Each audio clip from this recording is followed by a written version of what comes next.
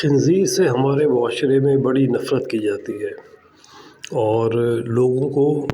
اس بات کا خود بھی اندازہ نہیں ہے کہ وہ یہ خنزیر سے نفرت کیوں کرتے ہیں۔ اس بارے میں کچھ جو علماء ہیں انہوں نے ایک بڑی مناسب بات وضاحت کے ساتھ پیش کی ہے کہ خنزیر کو قرآن میں اگر خاص طور پہ حرام جانور قرار دیا گیا ہے تو اس کی کچھ وجوہات ہیں، خاص وجوہات، جیسے مثال کے طور پہ زمانہ قدیم سے لے کے بلکہ آج بھی ہو، لیکن خاص طور پہ زمانہ قدیم کی بات ہو رہی ہے کہ خنزیر کو زمانہ قدیم میں بھی حلال جانور تصور کیا جاتا تھا۔ اس کی وجہ شاید یہ تھی کہ خنزیر کی زیادہ تر قسمیں گھاس پھوس پہ گزارا کرتی ہیں اور پتے کھاتی ہیں۔ کچھ خنزیر گوشت بھی کھا لیتے ہیں،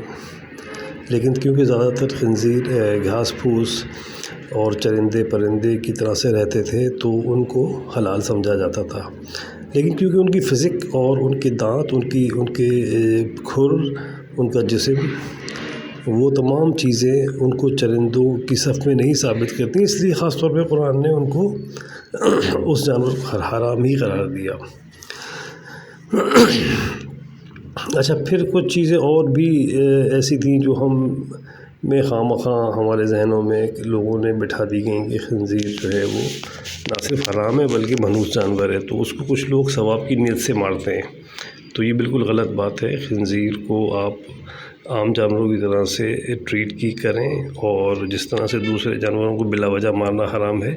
اسی طرح خنزیر کو بھی اگر بلا وجہ ماریں گے تو گناہ ہے۔ جنگل میں اگر وہ رہتا ہے تو وہ ایکو سسٹم کا حصہ ہے، تو اس کو بالکل جس طرح دوسرے جانوروں کو تحفظ دیا جاتا ہے اس طرح سے اس کو بھی تحفظ دینا ہے، اور اس کو بالکل بھی خواہ نہیں مارنا۔ ہاں، اگر یہ انسانی آبادی پہ حملہ کرے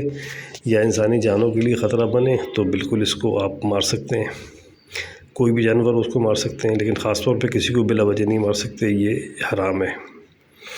اور خنزیر کے بارے میں کچھ چیزیں اور بھی مشہور ہیں